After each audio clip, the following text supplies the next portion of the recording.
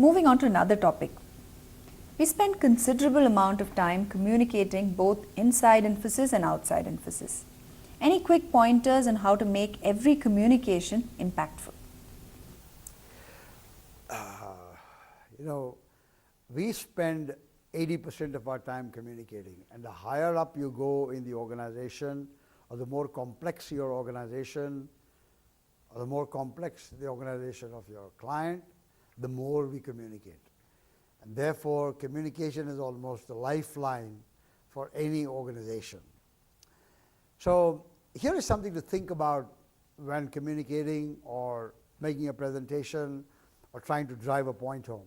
Know your objective. That's the first thing. Why am I here? What am I here for?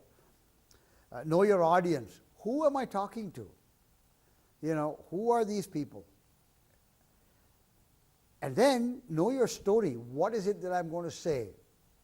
You know your story like the back of your hand. You can deliver your story better. You can deliver the message better.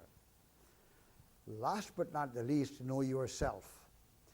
By know yourself, I mean you really have to learn to be reliable and come across as honest, come across as credible, and not just that you said something. So when someone listens to what you're saying, it says, yeah, I feel pretty much that I can trust what he or she is saying. And that's very, very important. So know your objective, know your audience, know your story, know yourself.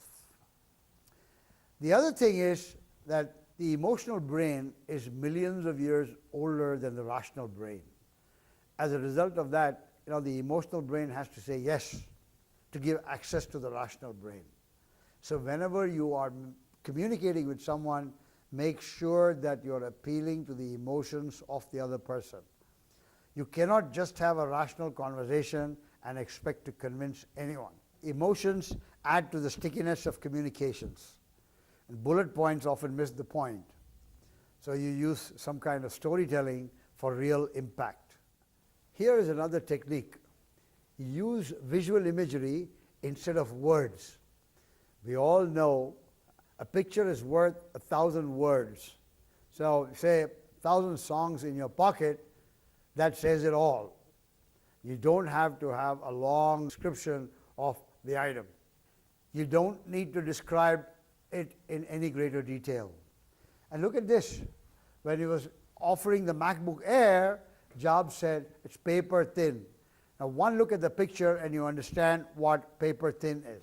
So use visual imagery as often as you can. Avoid jargon. That's another thing to remember. Jargon causes confusion, causes delay, and doesn't help at all. Keep it simple. 1,000 songs in your pocket is pretty simple compared to today we are introducing blah, blah, blah. So that's the way you avoid jargon and keep it simple. Another technique for you. Use metaphors as often as you can, because metaphors, again, stick in the brain.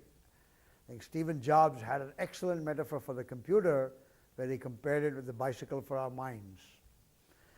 She ran like the wind. It struck like a bolt of lightning.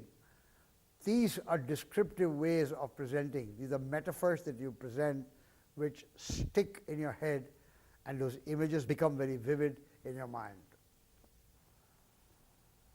On one hand, while facts tell, stories sell.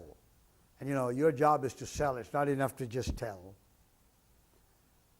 Another aspect of communication which we often fail to register is to listen with empathy. And I'll tell you a little story as a very funny thing that happened to me some time back. I was delivering a workshop for assistant vice presidents in a company. There were about 40 or 50 of them in the room, and I was, we were covering the aspect of listening. And at the end of the workshop, the feedback was, hey, we know all this. What's the big deal about listening?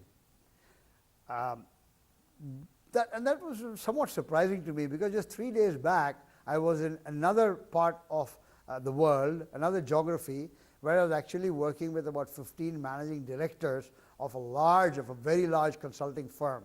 And guess what we were doing? We were working on listening skills.